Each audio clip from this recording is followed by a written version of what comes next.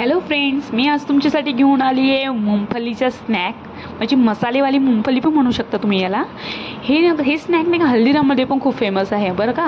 कारण मी हल्दीराममध्ये गेली होती तर मी सेम असं खाल्लं होतं, तर मी विचार केला होता तेव्हाच की आपल्या घरी पण हे करून बघायचं आहे आपल्याला. तर खूप सोपी आणि सिंपल रेसिपी आहे ही, मी तुम्हाला सांगत आहे आणि शॉर्टकटमध्ये सांगते अगदी. आणि एक छोटा क्ल्यू आहे ज्यामध्ये टिक्स आहे, तर तुम्ही व्हिडिओ शेवटपर्यंत बघा. ओके, तर बघा, एक वाटी मी शेंगदाणे घेतलेले आहे, त्याला स्वच्छ धुवून टाकलेले आहे आणि त्याला कोरडं केलेलं आहे.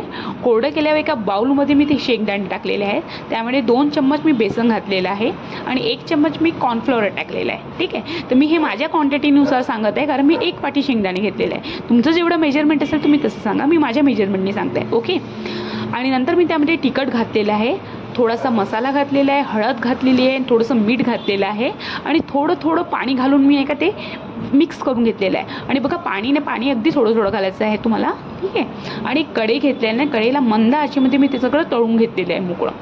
आणि ते मग मी ते काढून घेतलेलं आहे. त्यामध्ये मी चाट मसाला टाकलेला आहे वरतून आणि थोडं तिखट टाकलेलं आहे. ठीक आहे, आणि तुम्हाला जर वाटलं असेल तर तुम्ही थोडंफार जिरंला भाजून टाका आणि जिरंला बारीक करा आणि ते टाकून बघा, इतकं टेस्टी वाटते का त्याची म्हणजे हमखास. तर बघा, तुम्ही करून बघा ही रेसिपी, आणि खायला खूप स्वादिष्ट आहे, कारण मी स्वतः केलेलं आहे ना, खाल्लेलं आहे. इतकं छान माझ्या घरी सगळ्यांनी आवडीने खाल्लेलं आहे. तर तुम्ही पण करून बघा. बघा कशी वाटली रेसिपी, आणि एकदम शॉर्टकट आणि इझी वेने सांगितली आहे तुम्हाला ही रेसिपी मी. ठीक आहे, तर व्हिडिओला लाईक करा आणि चॅनल सबस्क्राईब करून ठेवा, जेणेकरून तुम्हाला अशा शॉर्ट माझ्या तुम्हाला व्हिडिओ बघायला भेटणार आणि छोटे ट्रिक माहिती पडणार.